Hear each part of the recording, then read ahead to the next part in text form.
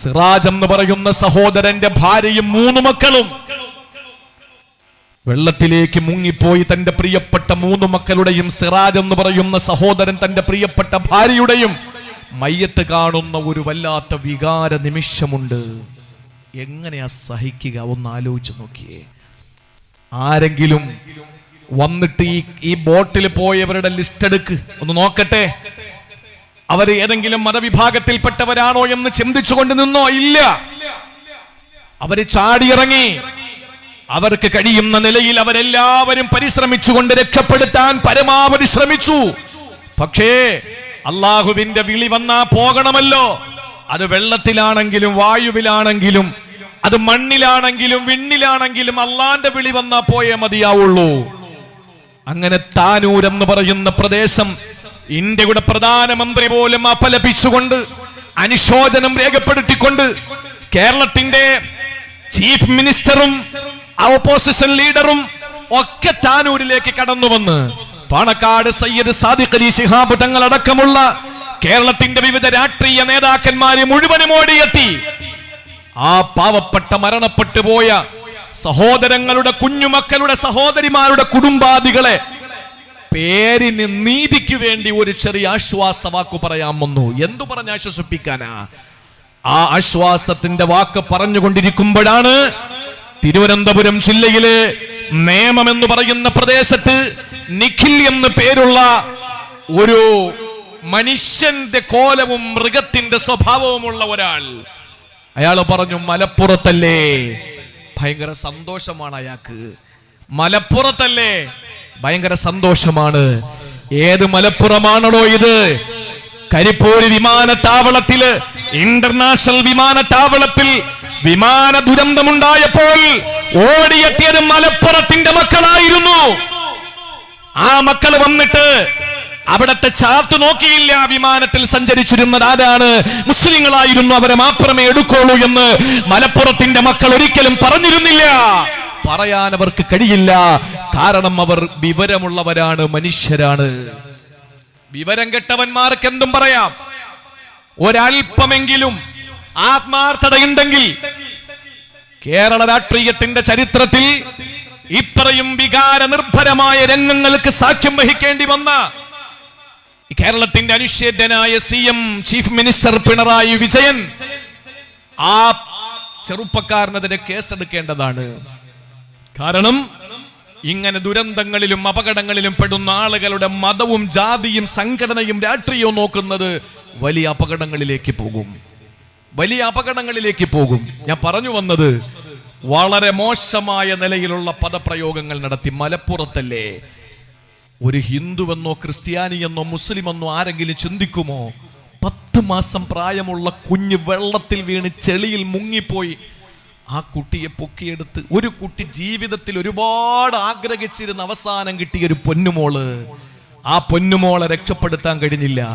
വാപ്പ വെള്ളത്തിൽ വീഴുമ്പോഴും വാപ്പ നോക്കുന്നത് തന്റെ പൊന്നുമോളെ രക്ഷപ്പെടുത്തിയിട്ട് ഞാൻ മരിച്ചാലും കുഴപ്പമില്ലെന്നുള്ള ചിന്തയാ.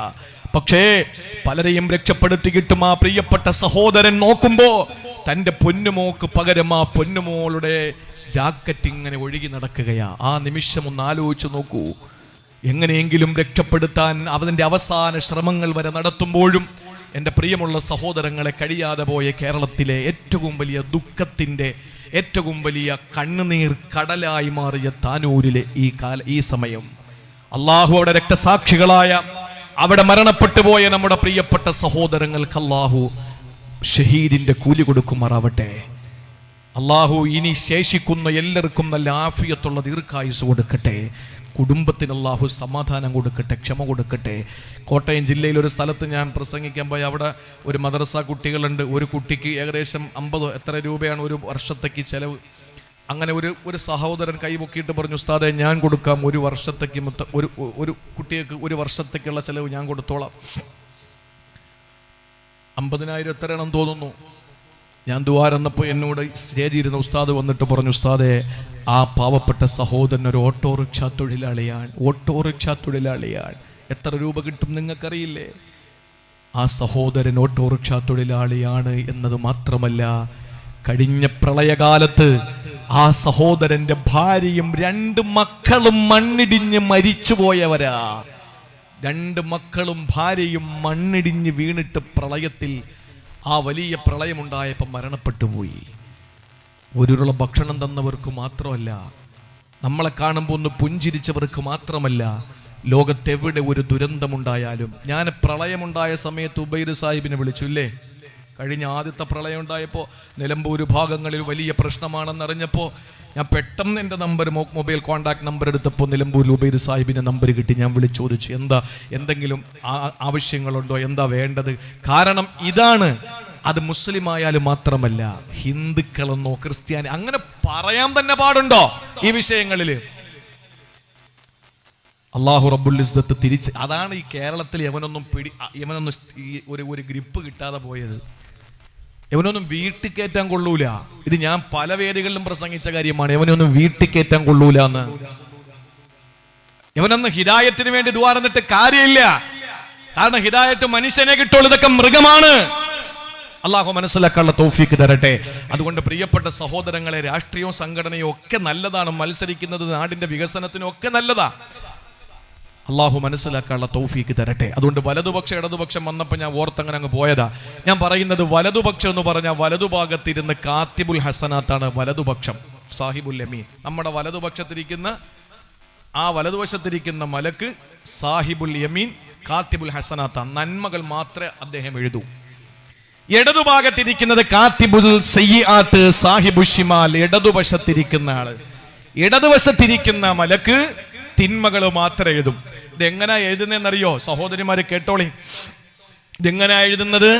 ഒരാളൊരു അസ്തഗ്ഫിറുള്ള ചൊല്ലിയാൽ, ഒരാളൊരു സുബ്ഹാനല്ലാഹ് ചൊല്ലിയാൽ, ഒരാൾ എന്തെങ്കിലും ഒരു നന്മ ചെയ്താൽ, ബക്കറ്റിൽ ഒരു 100 രൂപ ഇട്ടാൽ, ഒരു മാസത്തെ ഒരു ദിവസത്തെ ഭക്ഷണമേ ഹിറാ അറബി കോളേജിന്റെ പ്രിയപ്പെട്ട 50ഓളം വരുന്ന മുതഅല്ലിമീങ്ങൾക്ക്, 8ഓളം വരുന്ന ഉസ്താദുമാർക്കും ഒരു നേരത്തെ ഭക്ഷണം കഴിക്കാതെ നിങ്ങൾ എന്തെങ്കിലും ഒരു സഹായം ചെയ്താൽ, ആ സമയത്ത് മലക്കുകൾ വലതുവശത്തിരിക്കുന്ന സാഹിബുൽ യമീനായ കാത്തിബുൽ ഹസനാത്തായ മലക്ക് എഴുതുന്നത് എന്തെന്നറിയോ? അല്ലാഹു റബ്ബുൽ ഇസ്സത്തെ പടച്ചവനോട് പറയുകയാണ്, 10 നന്മ എഴുതുകയാ. ഒരു നന്മ ചെയ്തവന് 10 നന്മ എഴുതുകയാണ്. എന്നാൽ ഒരു തിന്മ ഒരാൾ ചെയ്യുമ്പോൾ, ഒരു ഹറാമായ നോട്ടം നോക്കിയാൽ, ഒരു ഇഷ്ടമില്ലാത്ത, റബ്ബിന് പൊരുത്തമില്ലാത്ത എന്തെങ്കിലും ഒന്ന് ചെയ്താൽ, ഇടതുവശത്തിരിക്കുന്ന മലക്ക് എഴുതുന്നത് 10 എന്നല്ല 1 എന്നാണ് എഴുതുന്നത്. അതും എപ്പോഴാണ് എഴുതുന്നതെന്നറിയോ? ഈ മലക്ക് കാത്തിബുൽ സയ്യിആത്തായ ഇടതുവശത്തിരിക്കുന്ന സാഹിബ് ഷിമാലായ ഈ മലക്ക് 1 എന്ന് തിന്മ രേഖപ്പെടുത്താൻ ശ്രമിക്കുമ്പോ, വലതുവശത്തിരിക്കുന്ന സാഹിബുൽ യമീനായ കാത്തിബുൽ ഹസനാത്തായ മലക്ക് പറയുന്നത് എന്തെന്നറിയോ? ഇപ്പൊ എഴുതല്ലേ സാഹിബു ഷിമാലേ, ഇപ്പൊ എഴുതല്ലേ കാത്തിബു സയ്യിആത്തേ. എന്തുകൊണ്ടെന്നറിയോ? ഇവൻ ഈ തിന്മ ചെയ്തിട്ട് നെഞ്ചുരുകിയിട്ട് എന്ന് പറഞ്ഞു കഴിഞ്ഞാൽ പടച്ചവൻ പിന്നെ ചോദിക്കൂല, പിന്നെ വെറുതെ എന്തിനാണ് എഴുതി വെക്കുന്നതെന്ന് സാഹിബുൽ യമീൻ കാത്തിബുൽ ഹസനാത്ത് പറയുമെന്ന് ഇന്നേ വരെ കളവ് പറയാത്ത ലോകത്തിന്റെ നായകന, സത്യത്തിന്റെ ലാഞ്ചനാതരങ്ങളിൽ നിന്ന് തമാശയ്ക്ക് പോലെ കടന്നു വരാത്ത ആമിനയുടെ പൊന്നുമോന പിള്ളയുടെ തങ്കക്കുടം മുഖ്ബിറെ സാദിഖ് സാദിഖുൽ അമീൻ മഹാനായ നബി മുഹമ്മദ് മുസ്തഫ, ദഅഹു 7 സഅാത്തിൽ ലഅല്ലഹു യസ്തഗ്ഫിറ. യവൻ ഇസ്തിഗ്ഫാർ ചൊല്ലിയാലോ പിന്നെ നിങ്ങൾ എഴുതിയിട്ട് കാര്യമില്ല മലക്കേ, അതുകൊണ്ട് എഴുതരുത്. കുറച്ച് നേരം നിങ്ങളൊന്ന് വെയിറ്റ് ചെയ്തിട്ട് പിന്നെ നിങ്ങൾ എഴുതിക്കോ എന്ന് വലതുവശത്തിരിക്കുന്ന സാഹിബുൽ യമീനായ കാത്തിബുൽ ഹസനാത്തായ മലക്ക് പറയുമെന്ന് അല്ലാഹുവിന്റെ തിരുദൂതർ പഠിപ്പിക്കുന്നുവെങ്കിൽ, ഒരു തിന്മ ജീവിതത്തിൽ സംഭവിച്ചു പോയാൽ ഇന്നമ തൗബത്തു അലല്ലാഹ് ലില്ലദീന യഅമലൂന സൂഅ ബിജഹാല ثم يتوبون من قريب മുജീബ്. അല്ലാഹു പറയുകയാണ് തൗബ ആർക്കാണ് അല്ലാഹു സ്വീകരിക്കുന്നതെന്നറിയോ? പശ്ചാത്താപം ആരുടേതാണ് സ്വീകരിക്കുന്നതെന്നറിയോ? ഒരു തെറ്റങ്ങ് ചെയ്തു പോയി, ഉടനെ അല്ലാഹുവിനെ ഓർമ്മ വന്നു, ആ സമയത്ത് പെട്ടെന്ന് പശ്ചാത്തപിച്ചു മടങ്ങുന്നവനാണ് തൗബ അല്ലാഹു സ്വീകരിക്കുക. അല്ലാഹു അതിന് തൗഫീക്ക് നൽകി അനുഗ്രഹിക്കുമാറാവട്ടെ. സമയം ദീർഘിക്കുക. അതുകൊണ്ട് ഞാൻ എന്റെ പ്രിയപ്പെട്ട സഹോദരങ്ങളോട് ഭൗതിക നേട്ടം കൂടി പറയട്ടെ. ഒരു മനുഷ്യൻ ഇസ്തിഗ്ഫാർ ചൊല്ലിയാലുള്ള ഭൗതിക നേട്ടം എന്തെന്നറിയോ? പാപം പൊറുക്കുക മാത്രമല്ല, എന്താണ് നമുക്ക് കിട്ടാനുള്ളത് നിങ്ങൾ എഴുതി വെച്ചോ. മഹാനായ ഹസനുൽ ബസരി റളിയല്ലാഹു അൻഹുവിന്റെ കഥ പറഞ്ഞുകൊണ്ടാണല്ലോ നമ്മൾ ഈ പ്രസംഗം ആരംഭിച്ചത്. അതേ ഹസനുൽ ബസരി റളിയല്ലാഹു തആല അൻഹുവിന്റെ സദസ്സിൽ ആളുകൾ ഒരുപാട് ഒരുമിച്ച് കൂടിയ ദീനിന്റെ സദസ്സാ. ഒരാളെ എഴുന്നേറ്റ് പറഞ്ഞു, തങ്ങളെ വല്ലാത്ത പട്ടിണിയാണ്, നാട്ടിൽ വല്ലാത്ത പട്ടിണിയാണ്, ദുആരക്കണേ. രണ്ടാമത്തെ ആള് എഴുന്നേറ്റിട്ട് പറഞ്ഞു, തങ്ങളെ മക്കളില്ല, കല്യാണം കഴിഞ്ഞ് വർഷങ്ങളായി കൊല്ലങ്ങളായി മക്കളില്ല, തങ്ങളെ ദുആരക്കണേ. മറ്റൊരാൾ എഴുന്നേറ്റിട്ട് പറഞ്ഞു, നാട്ടില് മഴ പെയ്തിട്ട് എത്രയോ നാളായി, മഴയില്ല, വല്ലാത്ത ക്ഷാമമാ, അങ്ങ് ദുആരക്കണേ എന്ന് പറഞ്ഞിട്ട് മൂന്നാമനും എഴുന്നേക്കുകയാ. സഹോദരങ്ങളെ, വ്യത്യസ്തമായ ആഗ്രഹങ്ങളാണ് തന്റെ പ്രിയപ്പെട്ട ശിഷ്യന്മാര് പറഞ്ഞത്. ഒരാൾക്ക് നാട്ടിൽ പട്ടിണിയാണ്, ഒരാൾക്ക് മക്കളില്ലാത്ത വിഷമമാണ്, മറ്റൊരാൾക്ക് നാട്ടിൽ മഴയില്ലാത്ത ക്ഷാമമാണ്. അവരുടെ മുന്നിൽ എന്താണ് ഹസനുൽ ബസരി തങ്ങൾ പറഞ്ഞതെന്നറിയോ? നിങ്ങൾ ഇസ്തിഗ്ഫാർ വർദ്ധിപ്പിച്ചോ, ഇസ്തിഗ്ഫാർ നിങ്ങൾ വർദ്ധിപ്പിച്ചോ. ആ സമയത്ത് ഒരാൾ എഴുന്നേറ്റ് ചോദിച്ചു, തങ്ങളെ, മക്കളില്ലാത്തവനും ഇസ്തിഗ്ഫാർ, പട്ടിണി കിടക്കുന്നവനും ഇസ്തിഗ്ഫാർ, വെള്ളമില്ലാത്തവനും ഇസ്തിഗ്ഫാർ, ഇതെങ്ങനെ ശരിയാകുമെന്ന് ഹസൻ തങ്ങളോട് ചോദിക്കുമ്പോൾ ഹസൻ ബസരി റളിയല്ലാഹു അൻഹു പറഞ്ഞതെന്തെന്നറിയോ? ഇത് ഞാനല്ല പറഞ്ഞത്, അല്ലാഹു തന്നെയാണ് പറഞ്ഞത്. വാണിയമ്പലത്തെന്നെ കേൾക്കുന്ന ആണുങ്ങളെ, പെണ്ണുങ്ങളെ, മക്കളില്ലാത്തവരുണ്ടോ? എന്തിനാ നിങ്ങൾ സങ്കടപ്പെടുന്നത്? എന്തിനാ നിങ്ങൾ വ്യസനിക്കുന്നത്, വിഷമിക്കുന്നത്, ദുഃഖിക്കുന്നത്? നിങ്ങളുടെ മുന്നിൽ അല്ലാഹുവിന്റെ പരിശുദ്ധ ഖുർആൻ പുരാതന കാലത്തെ പ്രാകൃതന്റെ, പുരോഗമന കാലത്തെ പരിഷ്കൃതന്റെ മനോമുഖരത്തിൽ പരിവർത്തനത്തിന്റെ പടകധ്വനി മുഴക്കിയ, ആഗോള സംസ്കാര സംശുദ്ധ സിദ്ധാന്തം വിളിച്ചോതിയ, ലോകം ദാഹിച്ചുകൊണ്ടിരുന്ന വിമോചന സരണി, ഇറാഖത്തിന്റെ അന്തരീക്ഷത്തെ കീറി മുറിച്ചുകൊണ്ട് റൂഹുൽ അമീൻ മലക്ക് ജിബ്രീൽ അലൈഹിസ്സലാം ഓതിക്കൊടുത്ത വിശുദ്ധമായ ഖുർആൻ. ആ ഖുർആനിന്റെ സൂറത്തുൻ നൂഹിലെ ആയത്താണ് 10ാമത്തെ ആയത്ത്. ഹസൻ ബസരി റളിയല്ലാഹു അൻഹു ഓതിക്കെടുക്കുകയാ. എന്താണെന്നറിയോ?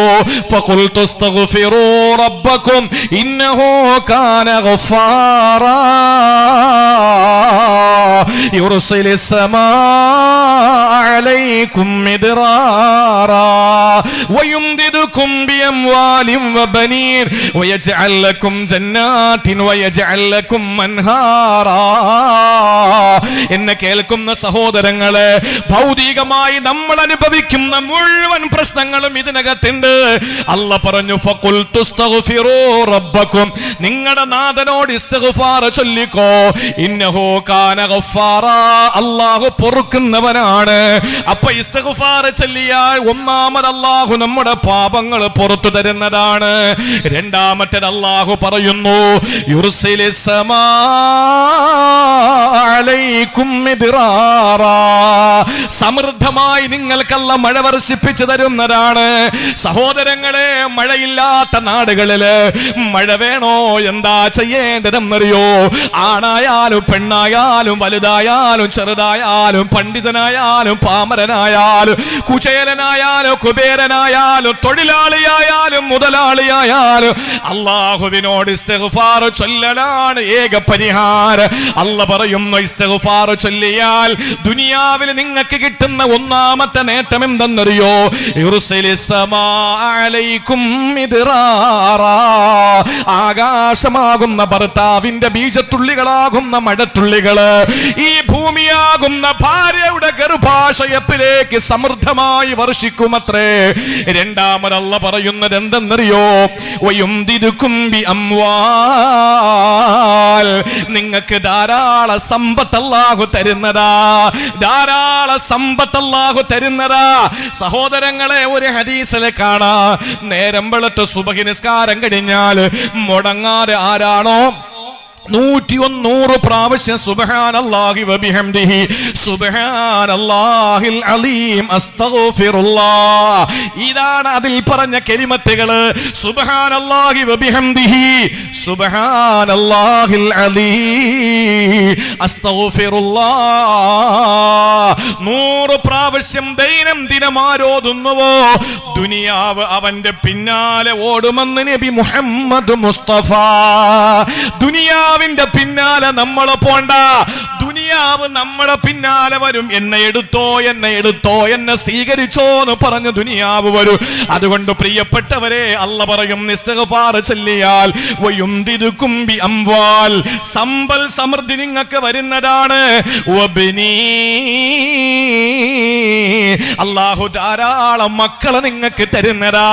ഭാര്യ ഗർഭിണിയാകുന്നില്ല ഉസ്താദേ, പോകാത്ത ആശുപത്രികളില്ല, നേരാത്ത നേർച്ചകളില്ല, മുട്ടാത്ത വാതിലുകളില്ല.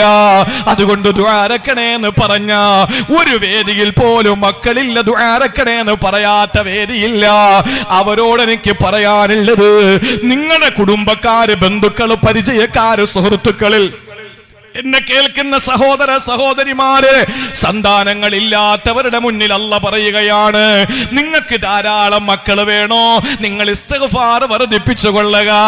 വീണ്ടും അല്ല പറയുകയാണ്, വയജഅൽ ലക്കും ജന്നാത്തിൻ വയജഅൽ ലക്കും അൻഹാറാ,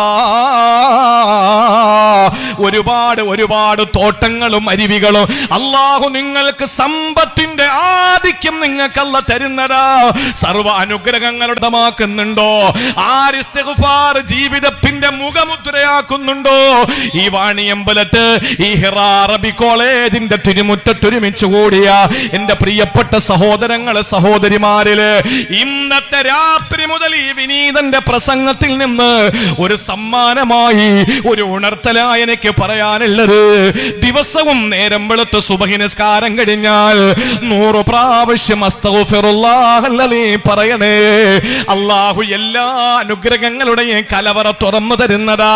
റസൂലുള്ള പറയുന്നു, മൻ ലസിമൽ ഇസ്തിഗ്ഫാറ, ആരൊരാൾ ഇസ്തിഗ്ഫാറിനെ ലുസൂമാക്കുന്നുണ്ടോ, നിർബന്ധമാക്കുന്നുണ്ടോ, ജഅലല്ലാഹു ലഹു മിൻ കുല്ലി ലീഖിൻ മഖ്റജാ, എല്ലാ ഇടങ്ങേറിൽ നിന്ന് അല്ലാഹു നിനക്കൊരു എക്സിറ്റ് തരുമെന്നാണ്. മഖ്റജ് എന്ന് പറഞ്ഞാൽ ഗൾഫിൽ പോയിട്ടുള്ളവർക്കറിയാം, ഗൾഫിൽ പോയിട്ടുള്ളവർക്കറിയാം, നമ്മൾ വണ്ടി ഓടിച്ചു പോകുമ്പോ എക്സിറ്റ് 1 എക്സിറ്റ് 2 എന്ന് പറഞ്ഞ് 2 സൈഡിലും ബോർഡ് വെച്ചിട്ടുണ്ടാവും അല്ലേ? സൗദിക്ക അല്ലേ? ഉണ്ടാവൂലേ? എക്സിറ്റ് 1 എക്സിറ്റ് 2 ഗൾഫിൽ പോയവർക്കൊക്കെ അറിയാലോ. അത് ഇംഗ്ലീഷ് വേർഡാണ്. അതിന്റെ അറബി കലിമത്ത് മഖ്റജ് 1, മഖ്റജ് 2. മഖ്റജ് എന്ന് പറഞ്ഞ എക്സിറ്റ് എന്ന് പറഞ്ഞാൽ പുറത്തേക്ക് കടക്കാനുള്ള വഴി. മിൻ കുല്ലി ലീഖിൻ മഖ്റജ, ഇസ്തിഗ്ഫാർ ആരധികരിപ്പിക്കുമോ 100 എണ്ണത്തിൽ കുറയരുത് ഒരു ദിവസം. എത്ര സമയം വേണം? 100 എണ്ണം ചൊല്ലിയ മക്കളെ അല്ലാഹു തുരുതുരാ തരുമെങ്കിൽ പിന്നെ എന്താ നമുക്ക് ചെയ്യാൻ മടി? സമ്പത്ത് വാരി കോരി അല്ല തരുമെങ്കിൽ എന്താ മടി? ഒരു രീതിയിലും അല്ലാഹു നമ്മളെ ക്ഷാമത്തിലിടില്ല. ക്ഷേമ ഐശ്വര്യങ്ങൾ തന്ന അല്ലാഹു നമ്മളെ സമ്പന്നരാക്കുമെങ്കിൽ പിന്നെ എന്താ നമ്മുടെ മടി? മിൻ കുല്ലി ലീഖിൻ മഖ്റജ, എല്ലാ ഇടങ്ങേറിൽ നിന്നൊരു എക്സിറ്റ് അല്ലാഹു നിനക്ക് തരും. പിന്നെ പറഞ്ഞത് എന്താണ്? വമിൻ കുല്ലി ഹമ്മിൻ ഫറജ, മനക്ലേശത്തിൽ നിന്ന് നിനക്കൊരു സൗഖ്യം അല്ലാഹു തരും. ഒരു ടെൻഷനും പിന്നെ നിനക്ക് ഉണ്ടാവൂല. ദുഃഖങ്ങളും പ്രയാസങ്ങളും വരുമ്പോ ആർക്കാ ദുഃഖം ഇല്ലാത്തത്? തങ്ങൾ എന്താ പറയുന്നു? ശ്രമിക്കല്ലേ? ഒരു 15-20 മിനിറ്റും കൂടെ പോരെ? ഇൻഷാ അല്ലാഹ്. ബക്കറ്റ് അല്ലേ? അല്ലാഹു ബറക്കത്ത് ചെയ്യട്ടെ ഇൻഷാ അല്ലാഹ്. നിങ്ങളിൽ ഇന്നൊരു ദിവസമേ ഉള്ളൂ. നിങ്ങളെല്ലാവരും പോക്കറ്റിൽ നല്ലൊരു ഹദിയ എടുത്തേ. ഇപ്പോഴെടുത്തോളി. വരുമ്പോൾ പിന്നെ ഞാൻ കണ്ടില്ല, ഉറങ്ങിപ്പോയി, തൂങ്ങിപ്പോയെന്നൊന്നും പറയണ്ട. എല്ലാവരും എടുത്തേ. നല്ലൊരു നിയത്ത് വെച്ചേ ഇൻഷാ അല്ലാഹ്. നിങ്ങളുടെ ജീവിതത്തിലെ ഏറ്റവും പ്രധാനപ്പെട്ട ഒരു കാര്യം അത് നടക്കാൻ വേണ്ടിയിട്ടൊന്ന് നിയത്ത് വെക്ക്. അല്ലാഹുവേ, കരുണയുള്ള തമ്പുരാനെ, ആരാണോ ഇതിനകത്ത് ഹദിയകൾ നിക്ഷേപിക്കുന്നത് ഈ പരിശുദ്ധമായ ദീനീ മജ്ലിസിന്റെ വിജയത്തിനു വേണ്ടി അവരവരാൽ കഴിയുന്നത് ഈ കാലഘട്ടത്തിൽ തുടങ്ങിയതല്ല. അഷ്റഫുൽ ഖൽഖ് പ്രസംഗിക്കും, ബിലാൽ റളിയല്ലാഹു അൻഹു ഒരു തുണിയുമായിട്ട് സ്ത്രീകളുടെയും പുരുഷന്മാരുടെയും മുന്നിലേക്ക് പോകും. അവർ കൊടുക്കുന്ന സ്വർണം ദീനാറുകൾ കളക്ട് ചെയ്യുമായിരുന്നു. ഹദീസ. അപ്പോ അള്ളാഹുവിന്റെ റസൂൽ സല്ലല്ലാഹു അലൈഹി വസല്ലം നമുക്ക് കാണിച്ചു തന്ന ഒരു സദസ്സിലെ, ഒരു ദീനീ മതവിജ്ഞാന സദസ്സിലെ അതിന്റെ സമാപനത്തിന് അള്ളാഹുവെ ഈ അനുഗ്രഹീത സദസ്സിൽ ഓരോരുത്തരും ഇടുന്ന ഹദിയകളെ അവരുടെ ഹദിയയുടെ വലിപ്പമനുസരിച്ച് നീ കണക്കില്ലാതെ മടക്കി കൊടുക്കണേ അല്ലാ. അവരുടെ പ്രശ്നങ്ങൾക്ക് നീ പരിഹാരം കാണണേ അല്ലാ. ബിസ്മില്ലാഹിർ റഹ്മാനിർ റഹീം. ശ്രദ്ധിച്ചോളി, ഇങ്ങോട്ട് ശ്രദ്ധിച്ചേ. ബക്കറ്റ് വരുമ്പോൾ നിങ്ങൾ അങ്ങ് ഇട്ടാൽ മതി, എടുത്തു വെച്ചിരിക്കുന്നത്. സങ്കടമില്ലാത്ത ആരെങ്കിലും ഉണ്ടോ? സങ്കടം മാറാൻ എന്ത് വേണം? തൂങ്ങിച്ചാവണോ? സങ്കടം വന്നാൽ എന്ത് ചെയ്യും? സങ്കടം വന്നാൽ എന്ത് ചെയ്യും? നിലമ്പൂർ റോട്ടിൽ നിന്ന് ചീറി പാഞ്ഞു വരുന്ന രാജറാണി എക്സ്പ്രസിന്റെ, അല്ലേ, രാജറാണിയല്ലേ, പിന്നെ ചീറിപ്പാഞ്ഞു പോകൂല. അവിടെ എല്ലാ മുക്കിലും മൂലയിലും സ്റ്റോപ്പുള്ളതുകൊണ്ട് എല്ലാ മുക്കിലും. ഇപ്പൊ ഇവിടെ വന്ന എൻ്റെ പ്രിയപ്പെട്ട സഹോദരങ്ങളുടെ വീട്ടുമുറ്റത്തും വണ്ടി നിർത്തി. തൂവൂര് സദ്ദാമിന്റെ വീട്ടിന്റെ മുമ്പാ. പിന്നെ കാളികാവിലോട്ട് പോയില്ല, ഷമീറിന്റെ വീട്ടില്, പിന്നെ റാഫി സാഹിബിന്റെ വീട്ടില്, അതുപോലെ തന്നെ ഉബൈദ് സാഹിബിന്റെ, എല്ലാവരുടെ വീട്ടുമുറ്റത്തും നിർത്തിയിട്ടാ പോകുന്നത്. നല്ലത് തന്നെ, എല്ലാവർക്കും യാത്ര ചെയ്യാൻ അള്ളാഹു അനുഗ്രഹിച്ച് നൽകിയ വാഹനമാണ്. അൽഹംദുലില്ലാ. പിന്നെ ഇപ്പൊ എല്ലാവർക്കും ഇപ്പൊ ഏത് സ്റ്റേഷനിൽ പോയാലും വന്ദേ ഭാരതിന്റെ വീഡിയോ എടുക്കാനോ ഇപ്പൊ എല്ലാവരും നിൽക്കുന്നത്. വന്ദേ ഭാരതിന്റെ വീഡിയോ എടുക്കാൻ പോട്ടെ, നമ്മുടെ വിഷയമൊന്നും അതല്ല. പ്രയാസമില്ലാത്ത ആരാ ഉള്ളത്?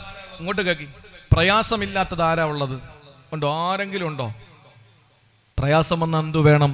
മരിക്കലാണോ? അല്ല. അല്ലാഹുവിന്റെ റസൂല് പറഞ്ഞു, വമിൻ ഹമ്മിൻ വമിൻ കുല്ലി ലീഖിൻ മഖ്റജ വമിൻ കുല്ലി ഹമ്മിൻ ഫറജ. അവന്റെ മനപ്രയാസത്തിൽ നിന്ന് അവനെ രക്ഷപ്പെടുത്തും. സങ്കടമില്ലാത്ത ആരെങ്കിലും ഉണ്ടോ?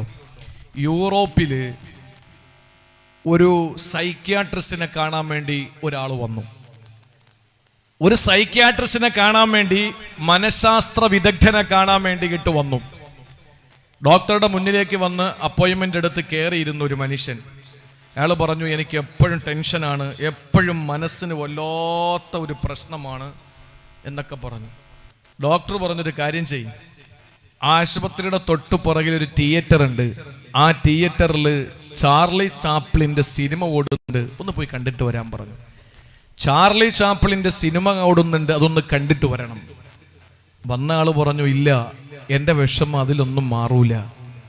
അവൻ പറഞ്ഞു, ഇല്ല, നിങ്ങളൊന്ന് കണ്ടിട്ട് വാ, ചിരിക്കാൻ ഒത്തിരിയുണ്ട്. അയാൾ പറഞ്ഞു, ഇല്ല, എനിക്ക് എൻ്റെ അസുഖം മാറില്ല.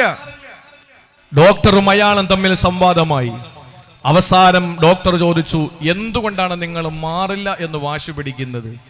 ഈ വന്ന രോഗി പറഞ്ഞ എന്താണെന്നറിയോ? എന്താ പറഞ്ഞത്? ചാർലി ചാപ്ലിൻ ഞാനാണ് ചാർലി ചാപ്ലിൻ, എനിക്കാണ് സങ്കടം. ആ ചാർലി ചാപ്ലിന്റെ കുട്ടിക്കാലത്തെ പറ്റി അദ്ദേഹം എഴുതിയിട്ടുണ്ട്, എൻ്റെ കുട്ടിക്കാലം എന്ന് പറഞ്ഞിട്ട്. അതിനകത്ത് പറയുന്നത്, മഴയത്ത് നടക്കാനാണ് എനിക്കിഷ്ടം, കാരണം ഞാൻ കരയുന്നത് ആരും കാണില്ല. സങ്കടമില്ലാത്തവരാരുമില്ല പ്രിയപ്പെട്ടവരെ. കാണുമ്പോൾ നല്ല ഡ്രസ് കോഡായിരിക്കും, നല്ല ഡിസിപ്ലിൻ ആയിരിക്കും, പക്ഷേ ഉള്ളു നീറുന്നുണ്ടാവും. ഇത് മാറാനൊരൊറ്റ വഴി, ഇസ്തിഗ്ഫാർ അധികരിപ്പിക്കുക. അല്ലാഹുവിന്റെ റസൂല് പറയുകയാണ്, വറസഖഹു മിൻ ഹൈസു ലാ യഹ്തസിബ്. അവൻ അറിയാതെ അല്ലാഹു അവനെ ഭക്ഷണം കൊടുക്കുന്നതാ. അവൻ അറിയാതെ അല്ലാഹു അവന് എല്ലാ സൗഭാഗ്യങ്ങളും കൊടുക്കുന്നതാ. അതുകൊണ്ട് പ്രിയപ്പെട്ട സഹോദരങ്ങളെ, ജീവിതത്തിൽ അല്ലാഹു തന്ന സൗഭാഗ്യമാണ് ഇസ്തിഗ്ഫാർ. അല്ലാഹു നമുക്ക് ഇസ്തിഗ്ഫാർ തന്നിട്ട് ചെയ്യാനുള്ള ഭാഗ്യം നമുക്ക് തന്നാൽ, ആ ഇസ്തിഗ്ഫാർ നമ്മൾ അധികരിപ്പിച്ച് ഭൗതികമായ ആത്മീയമായ സകല നേട്ടങ്ങളും നമ്മൾ കൈവരിക്കേണ്ടതുണ്ട്. അല്ലാഹു അതിന് തൗഫീക്ക് നൽകി അനുഗ്രഹിക്കുമാറാവട്ടെ.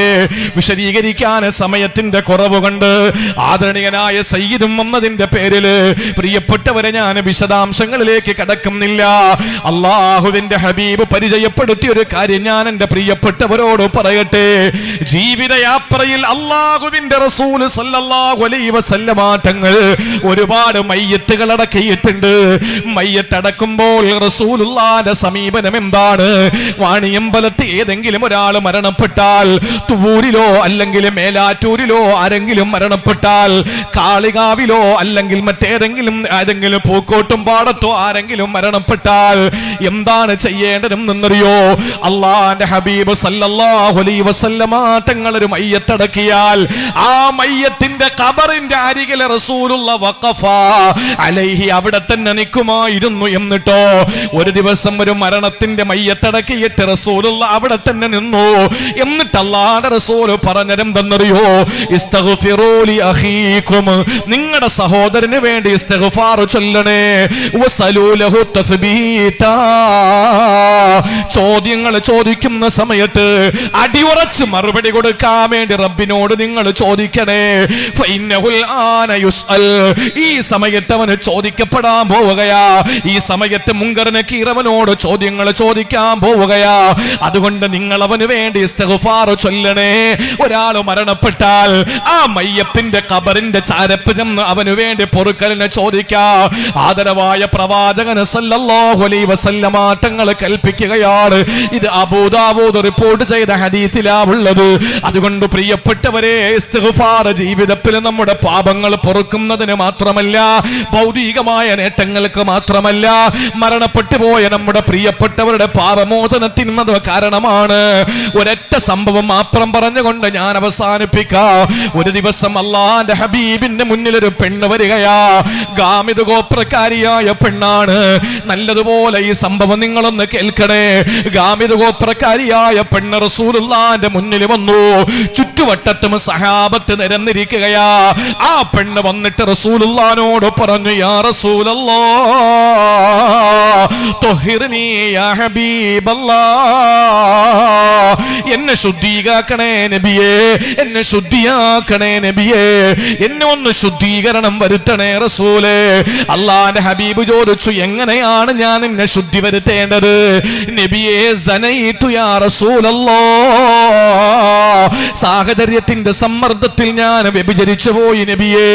അല്ലാഹുവിന്റെ റസൂൽ പറഞ്ഞു, ഇല്ല മോളെ, നിനക്ക് തോന്നിയതാ, പൊക്കോ, ഇവിടുന്ന് പൊക്കോ, നിനക്ക് ശിക്ഷയൊന്നുമില്ല. അവള് പറഞ്ഞു, റസൂലേ, എന്നെ മാഇസിനെ മടക്കി വിട്ടതുപോലെ എന്നെ മടക്കി വിടല്ല. മാഇസ് ബിൻ മാലിക് അസ്ലമിയെ വിട്ടതുപോലെ എന്നെ മടക്കി വിടല്ലേ. ഞാൻ വ്യഭിചരിച്ചു റസൂലേ. പരലോകത്ത് അല്ലാഹുവിന്റെ കോടതിയിൽ ചെന്ന് നിൽക്കുമ്പോൾ എനിക്ക് ശിക്ഷ ഏറ്റുവാങ്ങാൻ ഭയമാ ഹബീബേ. അതുകൊണ്ട് ഇവിടെ വെച്ച് എന്റെ ഹബ്ബങ്ങ് പൂർത്തീകരിക്കണേ റസൂലേ. അല്ലാഹുവിന്റെ റസൂൽ പറഞ്ഞു, നീ എന്താണ് ഗർഭിണിയാണെന്നാണോ? അല്ലാഹുവിന്റെ ഹബീബേ, ഞാൻ ഗർഭിണിയാ. അല്ലാഹുവിന്റെ റസൂൽ പറഞ്ഞു, എന്നാ നീ പ്രസവിച്ചിട്ട് വാ, ഞാൻ അപ്പോൾ ശിക്ഷ നടപ്പിലാക്കാ. 9 മാസം 10 ദിവസം കാത്തിരുന്നു പെങ്ങള്. ആ ദിവസം കഴിഞ്ഞ് പ്രസവിച്ച കൈക്കുഞ്ഞുമായിട്ട് ഇലാ ഹളറത്തി റസൂലില്ലാഹ്, പുണ്യപൂമാന്റെ മുന്നിലേക്ക് ഓടി വരികയാ. കൈക്കുഞ്ഞിനെയും പിടിച്ചുകൊണ്ട് കടന്നു വന്നപ്പോ അല്ലാഹുവിന്റെ ഹബീബ് പറഞ്ഞു, പെണ്ണേ, ഈ കുഞ്ഞിന് പാല് കൊടുക്കണ്ടേ? 2 വർഷക്കാലം മുലപ്പാല് കൊടുത്തിട്ട് വാ. 24 മാസക്കാലം പാല് കൊടുത്തിട്ടാ പെങ്ങളുടെ മനസ്സിൽ നിന്ന് പശ്ചാത്താപത്തിന്റെ ആ ഇസ്തിഗ്ഫാറിന്റെ അല്ലാഹുവിന്റെ മുന്നിൽ കടന്നുപോയി.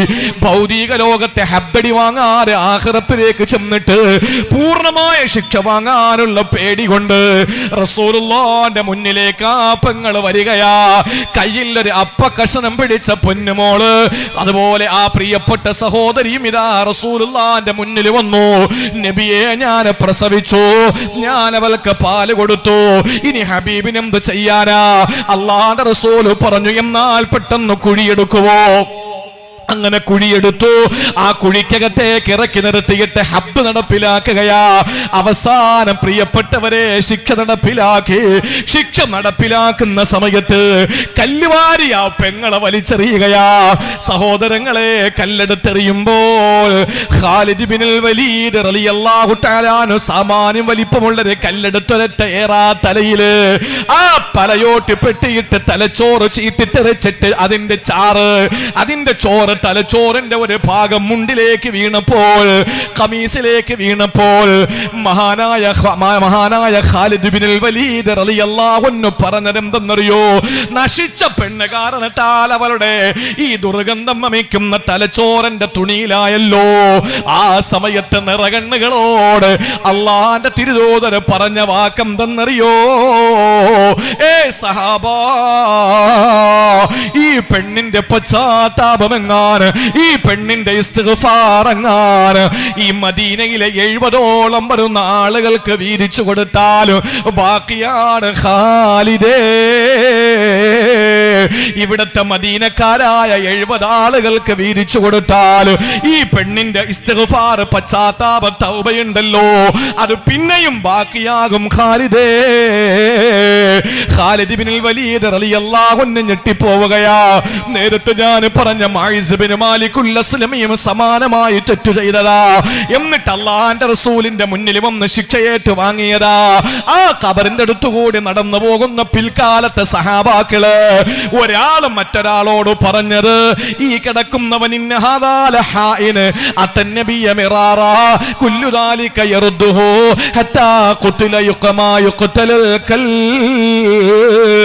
ഈ കിടക്കുന്നവനൊരു വിഡ്ഢിയാണ്, റസൂലുള്ളാഹിന്റെ മുന്നിൽ എന്നെ ശിക്ഷിക്കണമെന്ന് പറഞ്ഞ് പലവട്ടം വന്നപ്പോഴൊക്കെ റസൂല് മടക്കി വിട്ടു.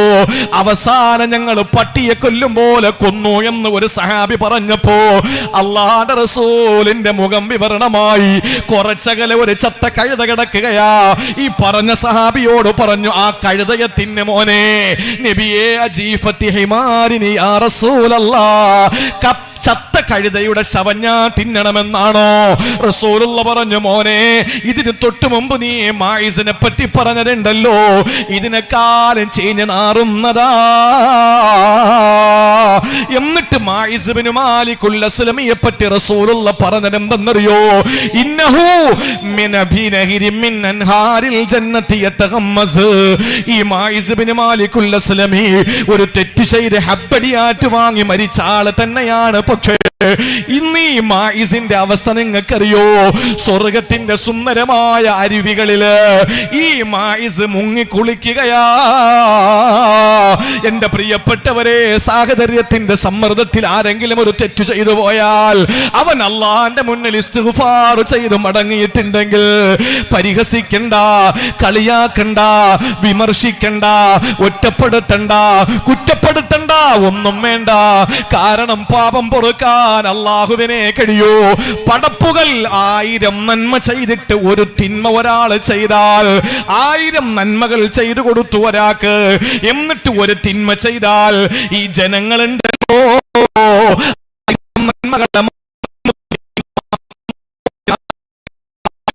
അള്ളയുണ്ടല്ലോ, നമ്മളെ സൃഷ്ടിച്ച അള്ളയുണ്ടല്ലോ, ആര് നമ്മളെ തള്ളി പറഞ്ഞാലും നമ്മളെ കൈയടിയാത്ത അല്ലാഹ്. എല്ലാരും ഇന്നെ വീട്ട് തെറ്റിയകന്ന് പോയാലും ശരി ഇല്ലല്ലോ തെല്ലോ വിഷാദം കൂട്ടിനു നീങ്കിൽ.